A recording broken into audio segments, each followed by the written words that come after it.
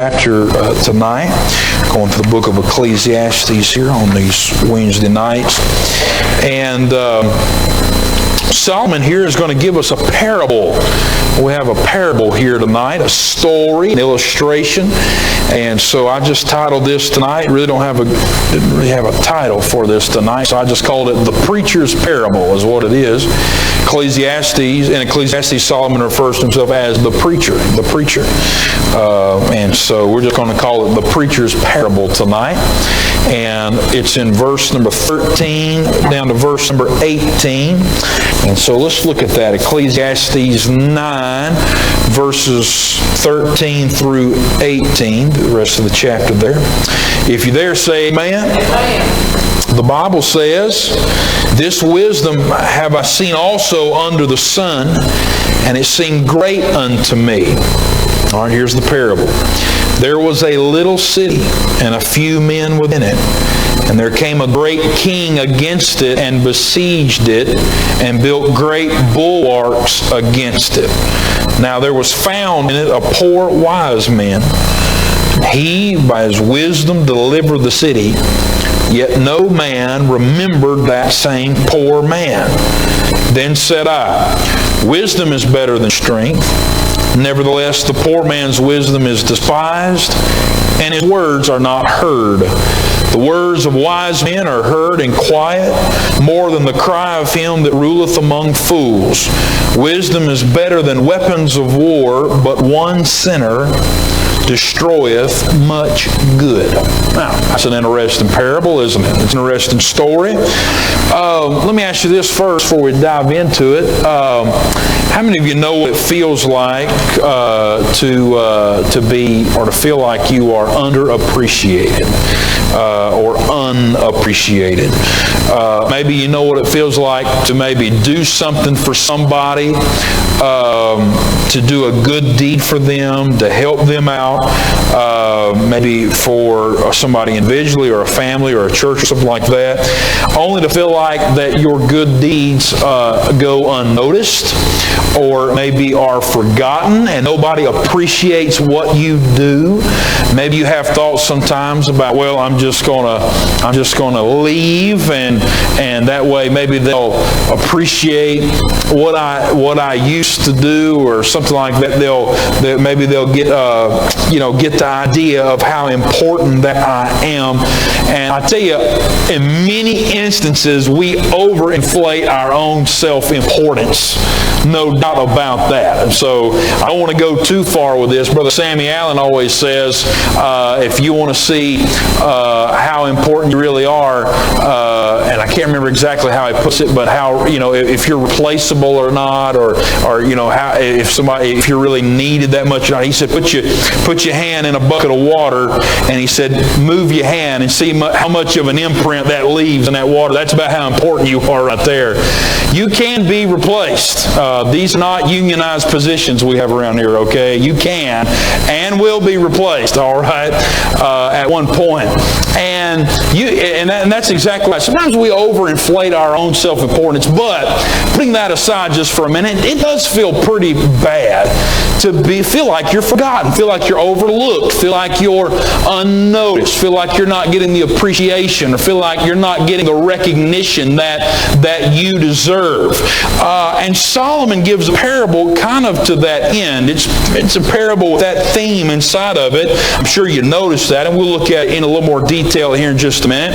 In this parable, he exalts the power of wisdom and the value of wisdom.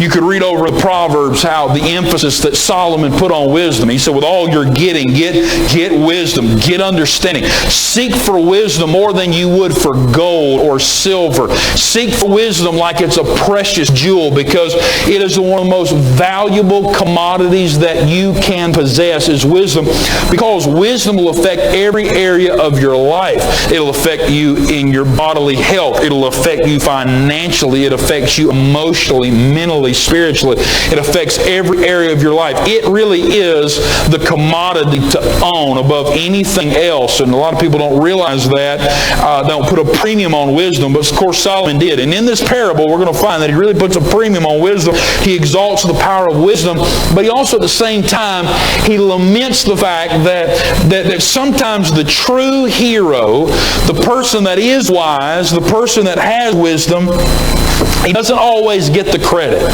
If you'll remember what we looked at last week, if you'll back up a couple of verses, the verse number 11, he already told us this. He told us that the race is not to the swift, nor the battle to the strong, neither yet bread to the wise, nor yet riches to men of understanding. What he's saying is that it's not the fastest man that always wins. It's not the smartest man that always has the most. Sometimes the smart man, he's forgotten. Sometimes the wise man, he uses his wisdom. He's a blessing. He's a big help. But he never gets the recognition that he deserves. He don't always get the ribbon. He don't always get the trophy.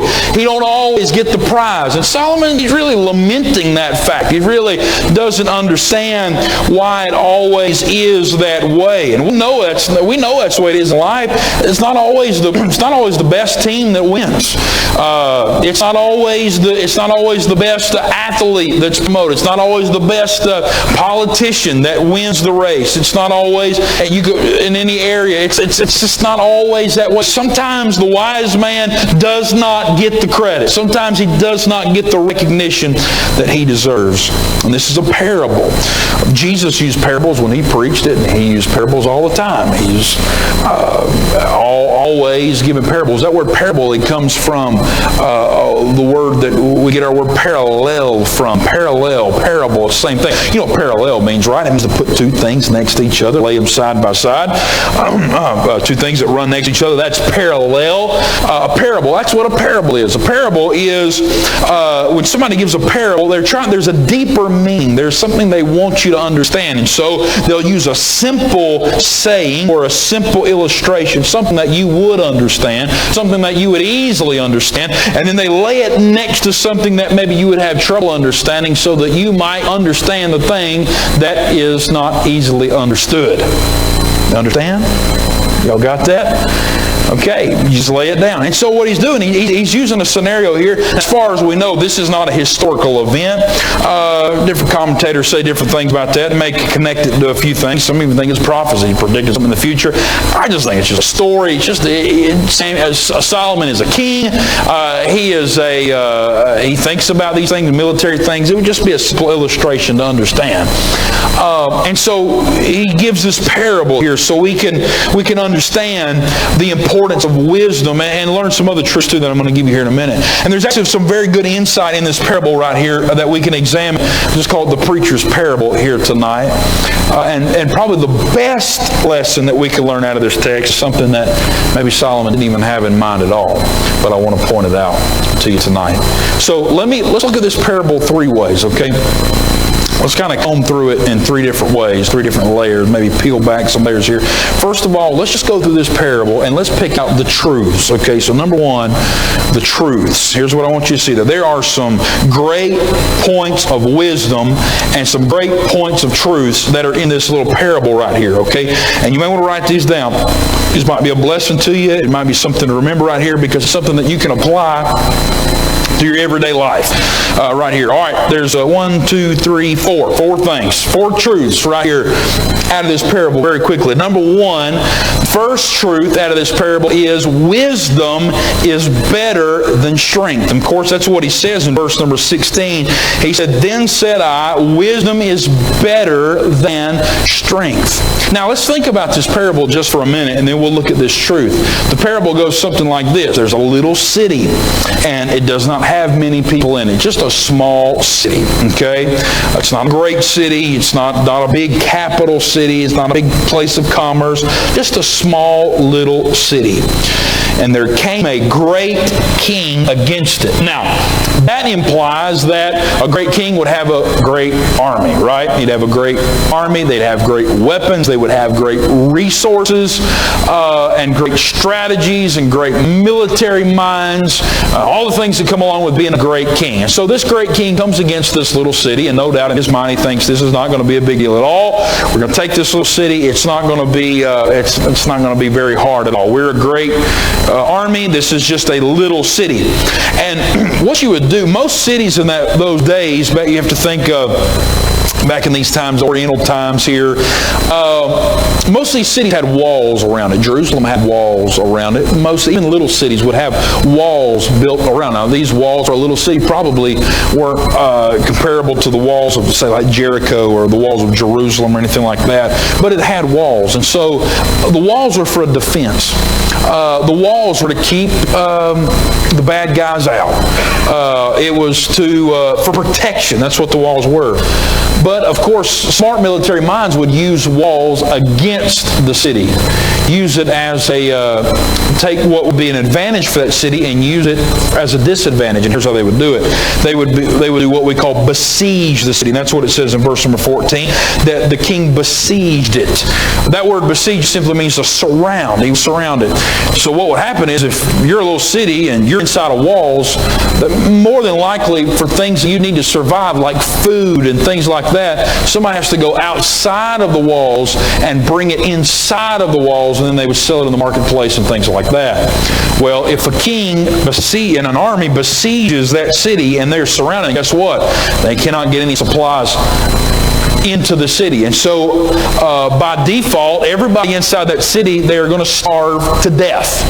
And so a king wouldn't have to shoot one arrow. They wouldn't have to raise one sword. They wouldn't have to do anything. All they had to do was just surround the wall and keep anybody from going in or out. And guess what? Everybody in the city would die. And they wouldn't have to lift a finger. And then they could go in and take that city. So it was a common military strategy of that time. They would use the walls against them. So this great king besieged the city. Now, this being a little city, obviously they did not have the manpower. They didn't have the weapon power. They did not have what it took to overcome the great king and his great army. And so they were literally just going to die. But there was a wise man, a poor wise man. Didn't have much money, didn't have obviously any kind of place of authority or anything like that inside the city. But he was a man of great wisdom. And somehow, some way, he come up with a strategy in his wisdom. And we don't know the solution. We just know that he came up with a solution. That wisdom found a solution to the problem, and the city was delivered. Isn't that what it says in verse number 15? He delivered the city by his wisdom. So somehow this wise man came up with some solution that they couldn't match him man for man. They couldn't match him weapon for weapon. They didn't have those kind of resources, but they had a wise man in that city who came up with some kind of a strategy to deliver that city. So the truth is this, that Solomon comes away with, one of the truths that we can learn from this parable is this, is that wisdom is better than strength. If you have wisdom, wise decisions can be more effective than muscle power and firepower and sword power and cavalry power.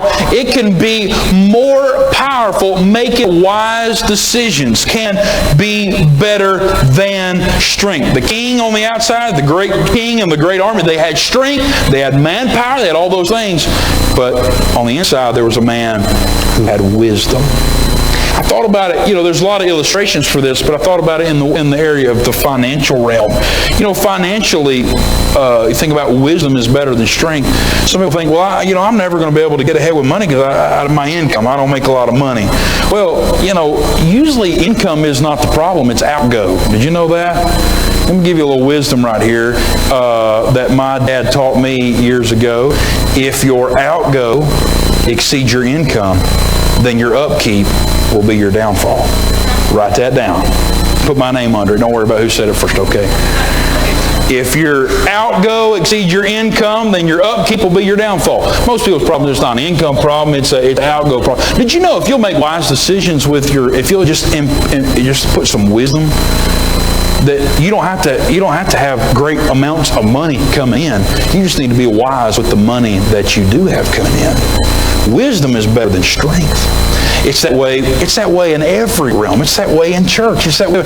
Wisdom is better. A lot of times we're like, well, we'll sit around and say, well, we don't have this, and we don't have that, and we don't have that. Listen, I tell you, wisdom will guide you through, and wisdom will do things and bring you to places that a lot of times strength never would be able to do that. Wisdom is better. If you have to choose between the two, this parable proves right here, wisdom is better than strength. It's better to be wise than it is to be strong. Because I know a lot of people, they have a lot of money, they have a lot of talent, but they are a fool. They have a lot of strength. Listen, I can show you a lot of athletes and people that they had a lot of money coming in, but they're broke today. And you got some little grannies that just living on just a little bit of money, but they made wise decisions. Wisdom's better than strength. Wisdom is better than strength. No doubt about that. Lesson number 2. Some truths out of this parable. Lesson number 2. Content is better than volume. Content is better than volume. Look at verse number 17. He said, the words of wise men are heard in quiet, more than the cry of him that ruleth among fools. You know, a lot of times we are tempted, and a lot of times we listen to whoever the loudest voice in the room is. Isn't that right? Now I understand I'm the loudest voice in the room right now. Very loud. But a lot of times, isn't that right? Whoever the loudest, whoever's the most flamboyant, a lot of times that's where our attention is. But you know where wisdom usually is found? Wisdom is usually found in the quiet. It's that voice that is not loud, doesn't have to it's not always the loudest one in the room that has the best idea. It's not always that person that has the most personality. We're so shallow, all of us are. We are so shallow. We're drawn to personality. We're drawn to volume. We're drawn to loud things. That's what we're drawn to, instead of content. Sometimes the flamboyancy and the loudness distracts us from the lack of content. You know, I was raised churches that, it was only good preaching if it was loud, and you had to hack. That's the kind of, just the old-fashioned churches. We go to the radio station on Sunday afternoons. Every Sunday afternoon we went to the radio station. Every Sunday afternoon. And we go eat lunch, and then we go to the radio station. And we would listen to people preach in a little room. And then Dad would preach. He had a broadcast at 4:15 or something like that. Him and another guy at the church, and they would take turns. But no matter whether Dad was preaching or not, we'd always go. So we'd listen to him. The next time he'd listen to Dad, and we'd go. And I remember sitting in that little radio station, and man, I tell you what, I hope I don't make anybody mad or upset or anything. I got to be careful sometimes what I say, but I tell you, that's some of the worst preaching I ever heard in my life on the radio station. That's the kind of preaching that you got to pay to let you preach. So you know what I'm saying? You go up there and pay money, so they'll put you on the radio station. And I remember hearing, and I'd sit there and I'd listen to I'd count the hacks is what I did. And, I'm going to tell you what, hack, neighbor, hack. Now, I'm not against hacking. I like hacking, preaching. But as long as you say something between the hacks, have some content. Say something. Give me some meat. Give me some Bible. And a lot of that, if you took out the hacking and you took out the spitting and the hollering, and if you just actually wrote down word for word what they said, it would be a bunch of gibberish. It wouldn't make any sense. But somebody said, whoa, that was some good preaching right there. A lot of times it's the loudest one. This world's so loud, isn't it? It's always yelling in our ears. Always, it's everywhere. It's loud. It's shiny. It's bright. It's flamboyant. It's all over the place. It's loud. So you need to test things. The Bible says, prove all things. Hold fast to that which is good. Test all things. Test everything. That's why, You need to test the content. What is that person saying? What is that program? What is that philosophy? What are those people? What are these friends? What is it? What are they teaching? What's the content of it? Rather than if it's just funny or flamboyant or personality or stuff like that. I'm going to tell you where wisdom is. Wisdom is usually in the quiet place. You gotta listen to wisdom on purpose. You gotta want to have wisdom.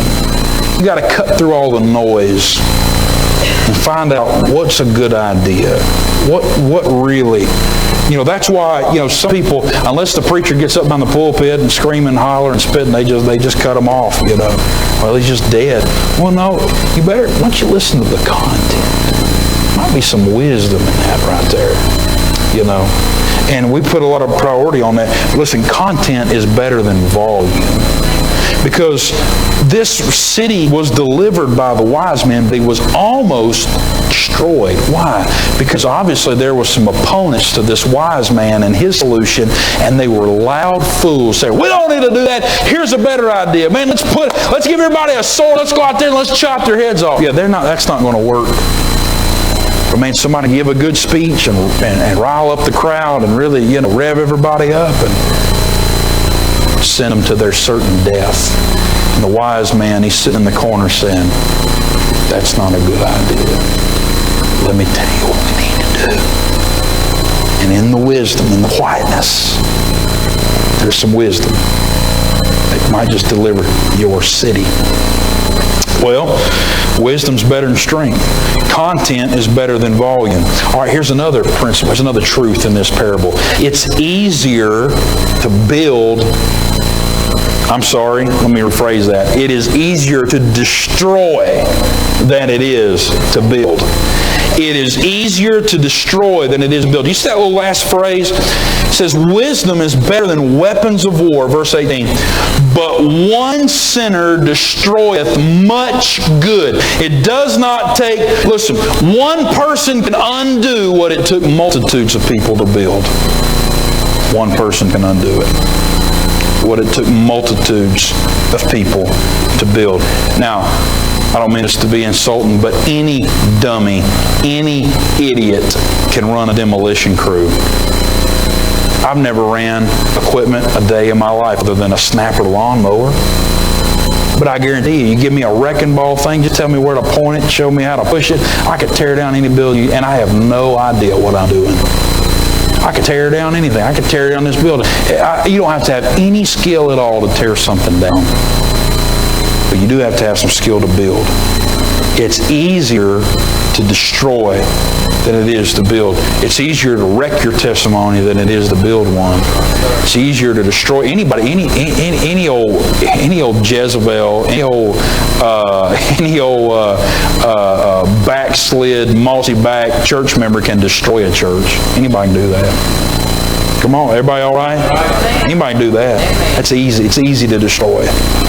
But it takes skill. It takes wisdom to build and to make something, to construct something. One sinner can destroy much good. I thought about Achan. Remember Achan, remember that story? I'm not going to take time to go through the whole thing. But 36 people died in Ai, a little bitty town that they should have demolished. I mean, they should have just ran through it. They took 3,000 men, went down there. They should have ran through it. That little town put them on the run and killed 36 men. Why? Because Achan took something he shouldn't do.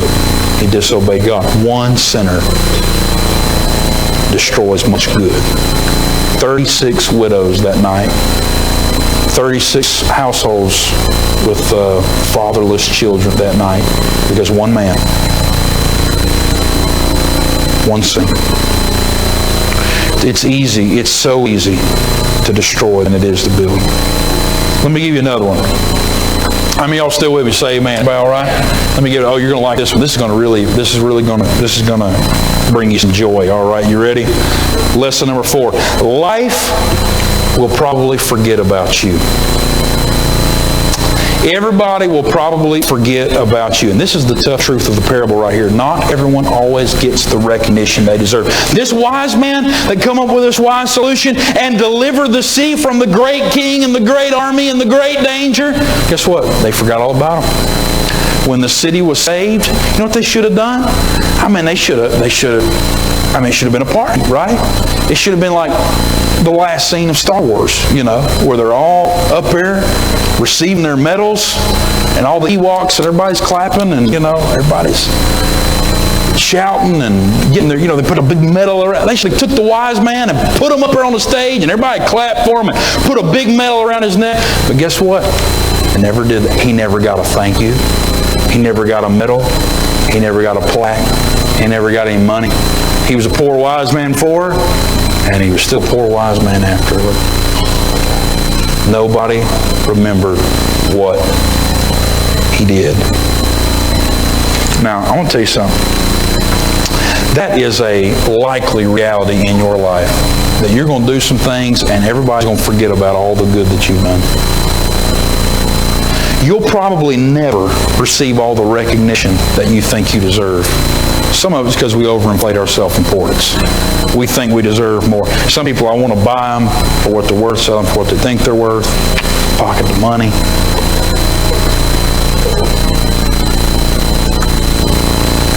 More than likely, all the things that you do, you'll never get recognized for all of them.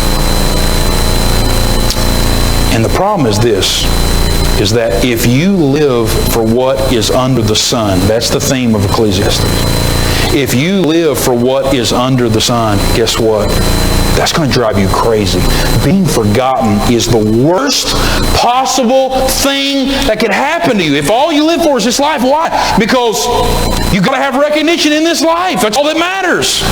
If what you do goes unnoticed, then you're going to huff and puff and you're going to leave the church. You're going to huff and puff. You're going to quit on your marriage. You're going to quit, you take my toys and I'm going home. If I don't get the recognition, bless God, I deserve, I don't get the respect I deserve right here. What you live for is this life. And in this life, you don't get what you think you deserve. That'll drive you crazy. You'll be a miserable person.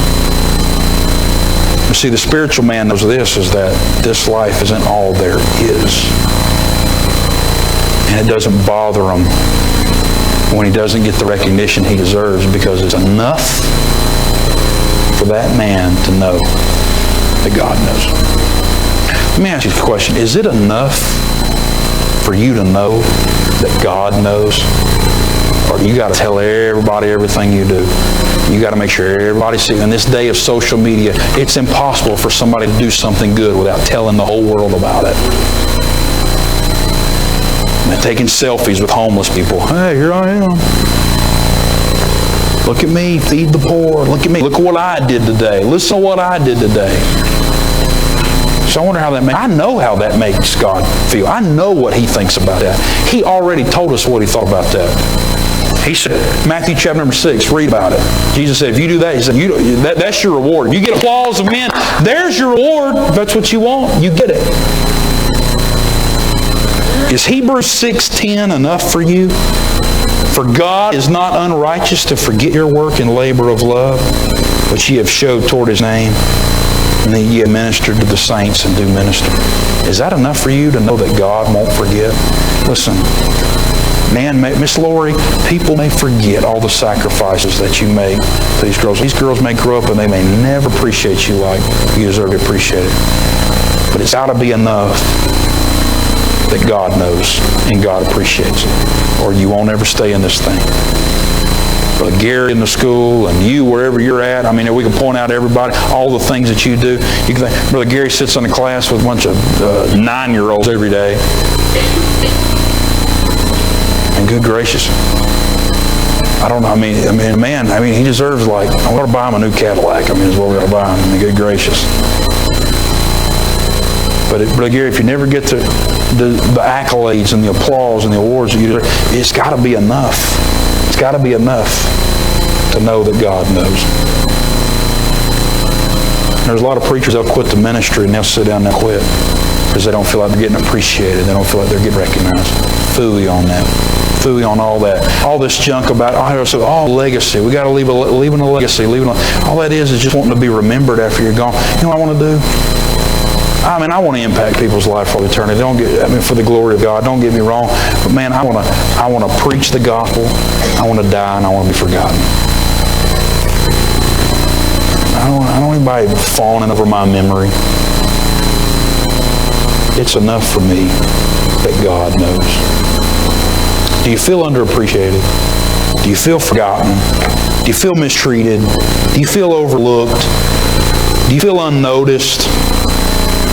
Like this wise man, it's got to be enough for you to know that God knows. Now, I was going to give you two more things, but my time's up. So let me just give them to you real quick.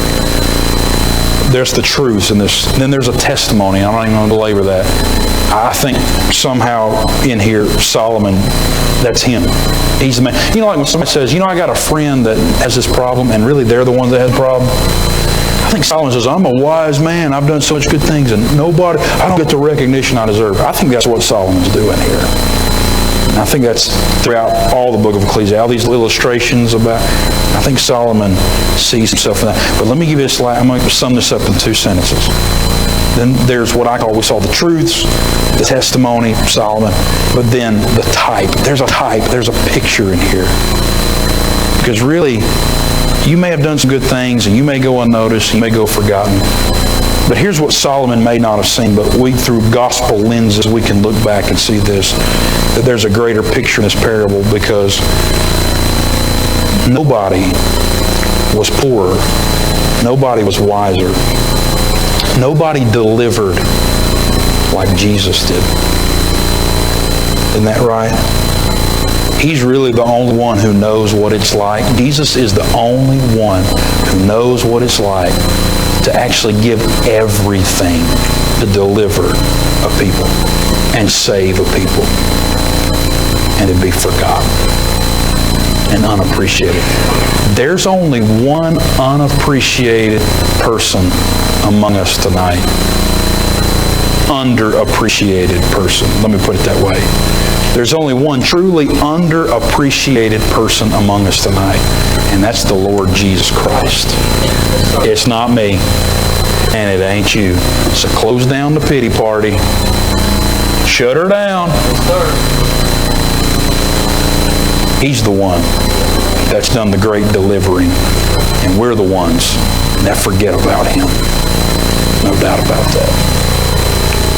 No doubt about that. Are we going to give Him the credit that He deserves for saving us? Or are we going to be too busy thinking about ourselves this week? Let's stand together. Father, help us with these truths. Help us with this parable. Lord, I ask it in Jesus' name. Amen. Amen. I love you.